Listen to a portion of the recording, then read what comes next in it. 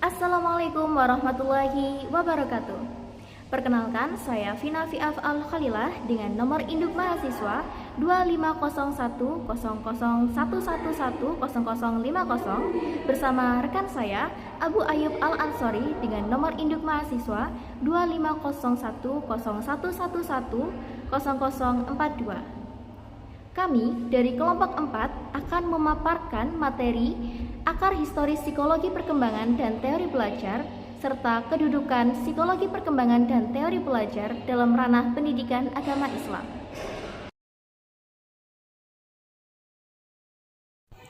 Sebelumnya, pernahkah teman-teman mendengar kisah seorang jenius yang dianggap bodoh oleh gurunya sendiri karena dia lambat berbicara dan juga nilainya buruk di sekolah?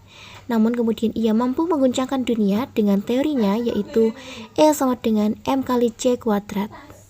Dia adalah Albert Einstein. Atau mungkin kalian pernah mendengar kisah seorang penemu hebat yang sempat dikeluarkan dari sekolah karena dianggap tidak mampu mengikuti pembelajaran di kelas. Namun karena didikan dari ibunya sendiri, terlepas dari adanya kurikulum sekolah, ia mampu mengeksplorasikan kemampuan dirinya dan kemudian menjadi seorang penemu dan pengusaha hebat. Dialah penemu bola lampu Thomas Alva Edison. Maka dapat dibayangkan apa yang akan terjadi apabila Thomas Alva Edison tetap dipaksa belajar dengan kurikulum belajar yang sama. Akankah potensi yang dimilikinya akan tetap terpendam begitu saja? Maka dari itu teman-teman, kurangnya pemahaman tenaga pendidik terhadap psikologi perkembangan dan ketidakmampuan untuk memahami potensi dan kekurangan siswa seringkali menjadi penghambat perkembangan siswa itu sendiri. Maka, sebagai calon tenaga pendidik, mari kita persiapkan bersama dengan belajar tentang sejarah psikologi perkembangan dan teori belajar beserta kedudukannya dalam ranah pendidikan agama Islam. Point is, each of you has a different brain, but the school system treats you like you're all the same. They shouldn't be teaching you what to think, but how to think. The true sign of intelligence is not knowledge, but imagination. So, we should drop out of school and just imagine all day. Heavens no! The teachers at school can be a great resource for some kids, but stop seeing school as the only possibility for education. You were learning before you sat in a classroom, and you will continue to learn long after school. Pada video ini, pokok bahasan kami meliputi 3 pokok bahasan utama. Yang pertama adalah pengertian dari psikologi perkembangan itu sendiri. Kemudian yang kedua adalah tentang sejarah dan beberapa tokoh dalam psikologi perkembangan dan teori belajar. Kemudian yang terakhir adalah kedudukan psikologi perkembangan dan teori belajar dalam lapangan pendidikan agama Islam.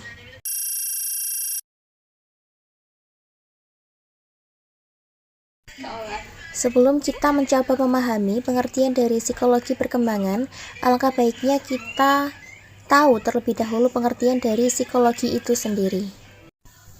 Pengertian psikologi secara bahasa berasal dari 2 kata dalam bahasa Yunani. Yang pertama adalah psycho yang artinya jiwa atau mental, dan yang kedua adalah logos yang artinya ilmu pengetahuan.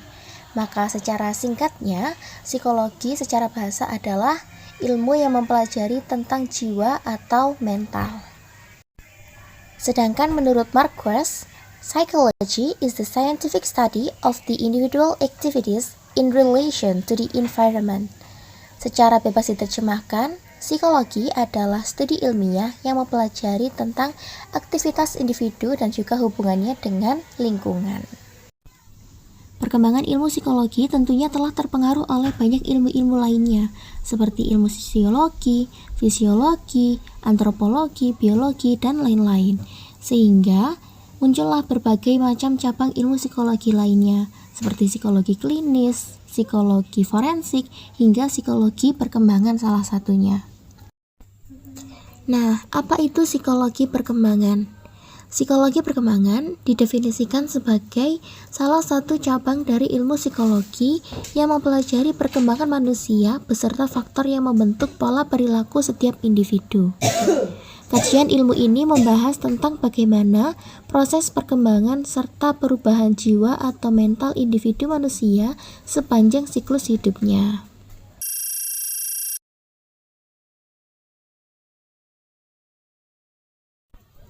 Kemudian memasuki materi yang kedua adalah sejarah dan tokoh terbentuknya psikologi perkembangan dan teori belajar. Yang pertama adalah tentang terbentuknya psikologi perkembangan. Sebelum memasuki abad ke-17, anak-anak pada masa itu dianggap sebagai miniatur dari orang dewasa. Apa maksudnya miniatur dari orang dewasa itu? Yaitu sebuah spekulasi bahwa anak-anak itu memiliki proses berpikir dan tingkah laku yang sama layaknya orang dewasa. Jadi, jika seorang anak itu melanggar aturan, maka dapat dipandang telah berperilaku jahat dan mereka akan diberikan hukuman layaknya sanksi yang diberikan untuk orang dewasa. Lalu pada abad ke-17, seorang filsuf berkebangsaan asal Inggris bernama John Locke memaparkan teori yang menyatakan pentingnya pendidikan, pengalaman, dan proses belajar pada anak. Locke berpendapat bahwa setiap manusia lahir dalam keadaan kosong dan tidak tahu apa-apa. Ia tidak mempercayai adanya pengetahuan bawaan atau innate knowledge. Nah, dalam teorinya ini dipaparkan sebagai tabula rasa atau blank slate atau kertas kosong. Ia meyakinkan bahwa psikologi seorang anak itu diibaratkan selembar kertas kosong yang isinya sesuai dengan setiap apa yang tertulis di atasnya.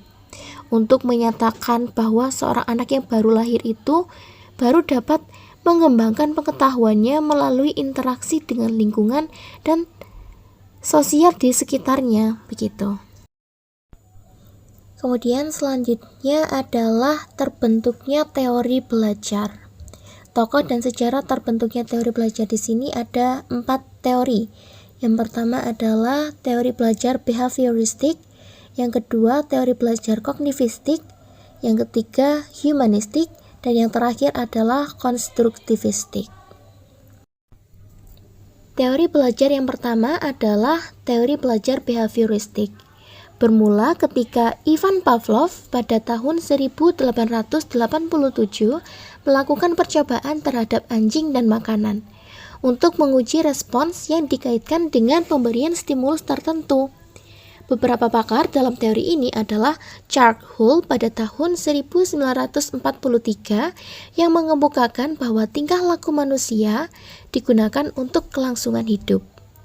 Dan juga Edwin Guthrie yang mengemukakan bahwa belajar adalah gabungan dari stimulus dan respons tertentu. Imagine a dog starts drooling, not because it sees food, but just because it hears the sound of a bell. This isn't a scene from a movie, it's a real scientific experiment by the Russian scientist Ivan Pavlov in the early 20th century. At first, he rang a bell every time he gave food to the dog. After repeating this several times, something strange happened. The dog began to drool just from hearing the bell, even when there was no food at all. This phenomenon is called classical conditioning. It means the brain starts connecting two events that happen together, even if they aren't really linked. Pavlov's experiment changed how scientists understood animal behavior and even human behavior. Think about it. How often do we act in certain ways just because we're used to it, without knowing why?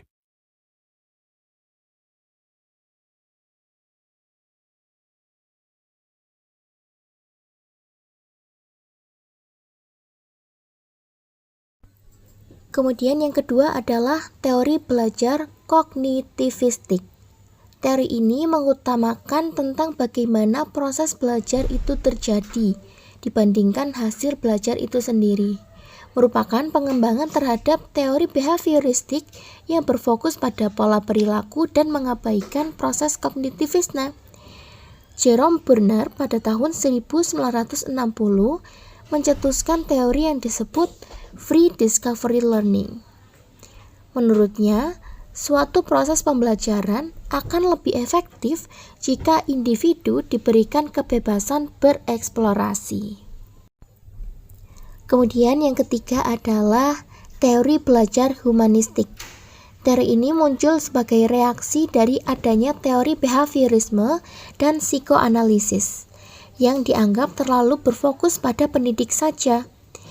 Abraham Maslow sebagai bapak psikologi humanistik berdasarkan sudut pandangnya mengenai psikologi perkembangan menegaskan bahwa manusia juga mempunyai kebutuhan biologis dan psikologis yang harus dipenuhi untuk dapat mengaktualisasikan dirinya.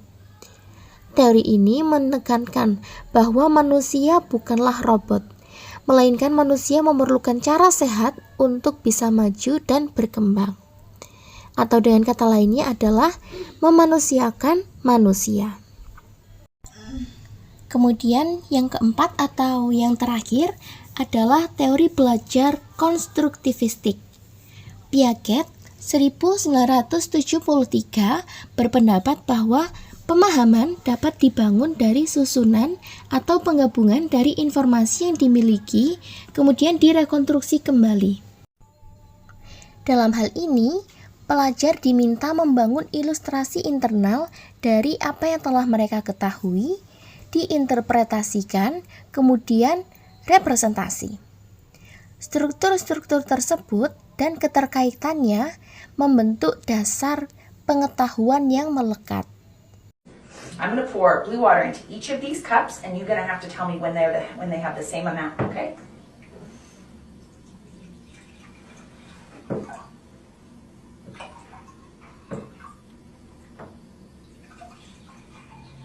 Okay, tell me when this one is the same. The same. The same? Those two are the same now? Yeah. Okay. The same?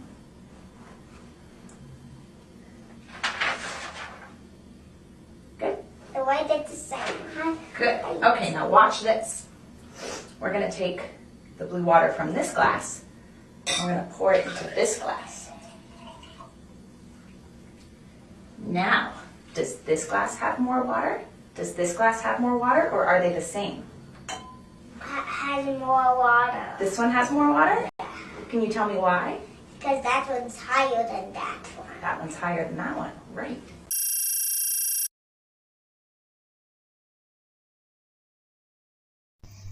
Nah, berdasarkan materi-materi yang telah dipaparkan sebelumnya, sebenarnya tentang psikologi perkembangan sendiri sebelumnya telah dijelaskan dalam ajaran kita sendiri, yakni dalam ajaran Islam.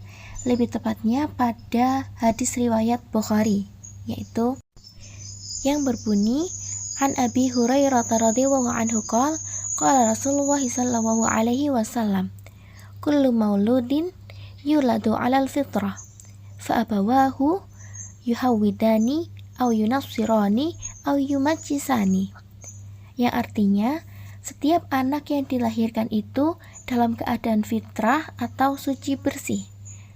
Lalu kemudian kedua ibu bapaknya lah yang mencorakkannya menjadi Yahudi atau Nasrani atau Majusi. Jadi di sini saya akan menjelaskan tentang kedudukan psikologi perkembangan dan teori belajar dalam lapangan pendidikan agama Islam. Yang pertama, kedudukan psikologi perkembangan dalam lapangan pendidikan agama Islam.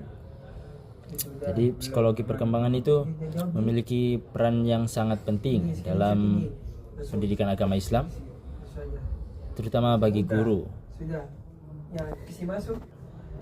Dengan memahami psikologi perkembangan, para guru dapat memahami karakteristik peserta didik dan dapat menyesuaikan proses pembelajaran yang cocok dan efektif bagi peserta didik. Yang pertama, kedudukan psikologi perkembangan dalam lapangan pendidikan agama Islam. Jadi psikologi perkembangan itu memiliki peran yang sangat penting dalam pendidikan agama Islam, terutama bagi guru. Dengan memahami psikologi perkembangan, para guru dapat memahami karakteristik peserta didik dan dapat menyesuaikan proses pembelajaran yang cocok dan efektif bagi peserta didik. Yang pertama yaitu sebagai dasar memahami perkembangan peserta didik.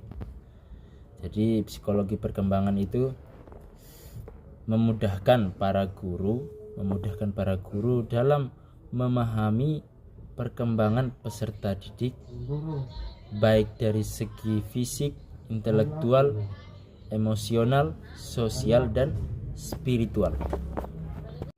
Yang kedua yaitu sebagai pedoman menyesuaikan materi terhadap perkembangan kognitif siswa. Jadi contoh siswa SD dan SMP itu memiliki perkembangan kognitif yang berbeda. Siswa di jenjang sekolah dasar itu cenderung memahami materi itu lewat menghafal dan mempraktekkan sesuatu materi seperti praktek sholat, wudhu, mengaji, dan lain-lain. Sedangkan siswa yang berada di jenjang SMP itu cenderung berpikir agak lebih dewasa. Oleh karena itu pembelajaran yang efektif yang diterapkan oleh guru pada jenjang SMP itu lebih ke diskusi. Yang ketiga yaitu sebagai alat mengenali perbedaan individu setiap siswa.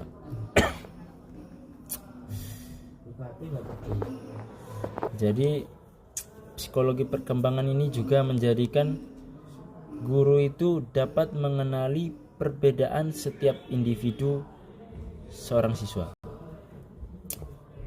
Seperti semisal ada siswa yang bakatnya itu tinggi tetapi IQ-nya rendah, dan ada juga yang IQ-nya tinggi tetapi bakatnya itu rendah, sehingga mengharuskan para guru menyesuaikan metode pembelajaran dan pendekatan yang sesuai dan mudah diterima oleh para siswa.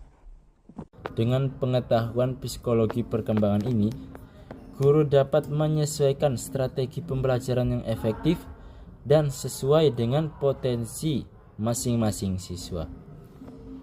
Yang keempat yaitu sebagai fondasi pembelajaran agama yang humanis. Jadi psikologi perkembangan itu tidak hanya sebagai ilmu bantu memahami perkembangan peserta didik, tetapi juga sebagai landasan dalam menciptakan pembelajaran agama yang humanis dan kontekstual. Jadi seorang guru hendaknya menciptakan pembelajaran agama yang lebih humanis atau tidak kaku dalam proses belajar mengajar, yang hanya bisa menuntut para siswa untuk memahami materi keagamaan yang telah diberikan, tetapi juga menjadikan pembelajaran agama tersebut sebagai pembentuk karakter yang agamis, sehingga para guru itu dapat merancang kegiatan belajar yang tidak hanya mentransfer pengetahuan agama, tetapi juga membentuk kepribadian muslim yang utuh. Semisal seorang guru mengajarkan kepada para siswanya untuk selalu bersedekah, kemudian menyuruh para siswa tersebut mempraktekannya dengan tujuan agar para siswa itu menjadi pribadi yang suka bersedekah. Kedudukan teori belajar dalam lapangan pendidikan agama Islam. Teori belajar memiliki posisi penting dalam pendidikan agama Islam karena menjadi dasar bagi guru untuk memahami bagaimana peserta didik memperoleh pengetahuan, membentuk sikap, serta mengembangkan keterampilan. Dengan adanya teori belajar, proses pembelajaran agama dapat dirancang lebih terarah dan sesuai dengan kebutuhan perkembangan siswa. Adapun kedudukan dan penerapannya dapat diuraikan sebagai berikut. Yang pertama yaitu sebagai dasar konseptual proses pembelajaran dalam pendidikan agama Islam. Teori belajar memberikan pedoman bagi guru dalam menentukan pendekatan, metode, dan strategi pembelajaran PAI. Melalui teori ini, guru dapat memahami bagaimana siswa belajar baik dari aspek perilaku, kognitif, maupun afektif. Artinya, teori belajar menempati posisi yang sangat penting. Dengan memahami teori belajar, guru tidak hanya mengajarkan pengetahuan agama, tetapi juga membentuk sikap dan keterampilan peserta didik. Pembelajaran pun lebih terarah dan sesuai dengan kebutuhan perkembangan siswa. Dengan dasar konseptual yang kuat, pendidikan agama Islam tidak hanya berhenti pada penyampaian materi, tetapi juga membimbing peserta didik agar mampu menerapkan nilai-nilai agama dalam kehidupan sehari-hari. Yang kedua yaitu sebagai acuan pembentukan perilaku religius berdasarkan teori behaviorisme. Teori behaviorisme berperan penting dalam membentuk kebiasaan beragama melalui stimulus dan respons. Artinya, perilaku peserta didik bisa dibentuk dengan cara memberikan rangsangan atau latihan yang terus-menerus sehingga menjadi kebiasaan yang baik. Dalam praktek pendidikan agama Islam, penerapan teori ini dapat berupa pembiasaan doa sebelum dan sesudah belajar, pembiasaan salam, melaksanakan sholat berjamaah, dan disiplin mengikuti kegiatan keagamaan lainnya. Penerapan ini melatih peserta didik untuk tidak hanya tahu nilai agama secara teori, tetapi juga mempraktikkannya dalam keseharian. Selain itu, penguatan positif seperti pujian, penghargaan, atau apresiasi juga membantu menanamkan perilaku baik. Dengan cara ini, perilaku religius yang ditanamkan akan lebih mudah melekat dalam diri siswa. Melalui penerapan teori behavioristik, pendidikan agama Islam tidak hanya mengajarkan nilai-nilai keimanan dan ibadah, tetapi juga membentuk akhlak peserta didik secara nyata melalui kebiasaan positif yang berulang. Yang ketiga yaitu pendidikan agama Islam sebagai sarana mengembangkan kemampuan berpikir kritis berdasarkan teori kognitivisme. Teori kognitivisme menekankan bahwa belajar merupakan aktivitas mental yang aktif. Jadi peserta didik tidak hanya menerima informasi secara pasif, tetapi memproses, memahami, dan mengolahnya sehingga menjadi pengetahuan yang bermakna. Dalam konteks pendidikan agama Islam, penerapan teori ini terlihat pada pembelajaran berbasis masalah dan penemuan. Guru dapat mengajak siswa menganalisis fenomena sosial yang terjadi di masyarakat dengan sudut pandang Islam. Dengan cara ini, peserta didik tidak hanya menghafal ayat atau hadis tertentu, tetapi juga mampu memahami makna ajaran agama dan menghubungkannya dengan realitas kehidupan sehari-hari. Pembelajaran yang demikian membuat peserta didik terbiasa berpikir kritis, terarah, dan sistematis. Mereka juga dilatih untuk berargumentasi secara logis, mengkaji perbedaan pendapat, dan mengambil kesimpulan yang sesuai dengan nilai-nilai agama. Dengan penerapan teori kognitivisme, pendidikan agama Islam tidak hanya mentransfer ilmu, tetapi juga membentuk generasi yang kritis, cerdas, dan tetap berpegang pada ajaran Islam. Yang keempat yaitu sebagai pendekatan untuk membentuk kepribadian utuh berdasarkan teori humanistik. Teori humanistik menekankan pentingnya suasana belajar yang menghargai potensi dan keunikan setiap siswa. Dalam konteks pendidikan agama Islam, guru tidak hanya menyampaikan materi, tetapi juga berperan menciptakan lingkungan belajar yang penuh kasih sayang dan motivasi. Lingkungan belajar yang kondusif ini membuat peserta didik merasa dihargai, diterima, dan termotivasi untuk mengembangkan diri. Dengan begitu, mereka tidak hanya memperoleh pengetahuan agama, tetapi juga menginternalisasi nilai-nilai akhlak mulia dalam kehidupannya.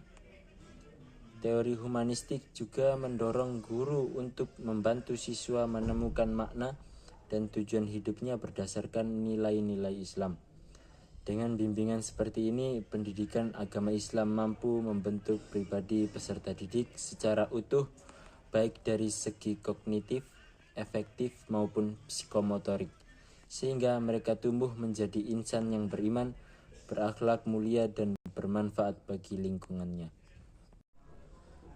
Yang kelima, yaitu sebagai dasar pembelajaran kontekstual melalui pengalaman berdasarkan teori konstruktivisme. Teori konstruktivisme memandang bahwa pengetahuan dibangun melalui pengalaman langsung. Artinya, siswa tidak hanya menerima informasi dari guru, tetapi mengkonstruksi sendiri pemahamannya melalui aktivitas nyata yang mereka lakukan. Dalam konteks pendidikan agama Islam, penerapan teori ini bisa diwujudkan melalui berbagai kegiatan praktek ibadah, diskusi kelompok, studi lapangan, maupun proyek sosial keagamaan. Melalui pengalaman langsung tersebut, peserta didik dapat menghubungkan nilai-nilai Islam dengan kehidupan nyata mereka. Dengan pendekatan seperti ini, siswa akan lebih mudah memahami ajaran agama secara mendalam, karena mereka tidak hanya mengetahui secara teori, tetapi juga merasakan dan mempraktekannya. Hal ini sekaligus menumbuhkan sikap kritis, rasa tanggung jawab, dan kepribadian sosial dalam diri peserta didik. Melalui pembelajaran kontekstual berbasis pengalaman, pendidikan agama Islam diharapkan mampu melahirkan generasi yang tidak hanya berpengetahuan luas tentang agama, tetapi juga mampu menerapkannya secara nyata dalam kehidupan sehari-hari. Dari penjelasan yang telah kami bahas dalam makalah ini, dapat saya simpulkan bahwa psikologi perkembangan merupakan cabang dari ilmu psikologi yang mempelajari perkembangan manusia beserta faktor yang membentuk pola perilaku setiap individu. Awal mulanya muncul psikologi perkembangan yaitu adanya anggapan bahwa anak-anak adalah miniatur orang dewasa pada sebelum abad ke-17. Kemudian pada abad ke-17, John Locke menentang pendapat tersebut dengan memaparkan konsep tabula rasa atau blank state. Teori belajar muncul dari hasil penelitian Ivan Pavlov pada tahun 1887 terhadap anjing dan makanan untuk menguji respon dan pemberian stimulus tertentu, yang kemudian muncullah teori behavioristik. Teori kognitivistik merupakan pengembangan terhadap teori behavioristik yang beranggapan bahwa teori ini hanya berfokus pada pola perilaku dan mengabaikan proses kognitifnya. Teori humanistik. Teori ini muncul sebagai reaksi dari adanya teori behaviorisme dan psikoanalisis yang dianggap terlalu berfokus pada pendidik saja. Teori konstruktivistik.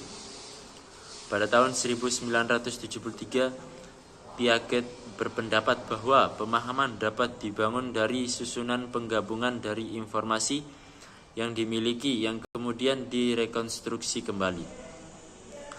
Psikologi perkembangan memiliki kedudukan yang penting dalam lapangan pendidikan agama Islam. Di antaranya adalah 1. Sebagai dasar memahami perkembangan peserta didik. 2. Sebagai pedoman menyesuaikan materi dengan tahap perkembangan kognitif siswa. 3. Sebagai alat mengenali perbedaan individu di kelas. 4. Sebagai fondasi pembelajaran agama yang humanis.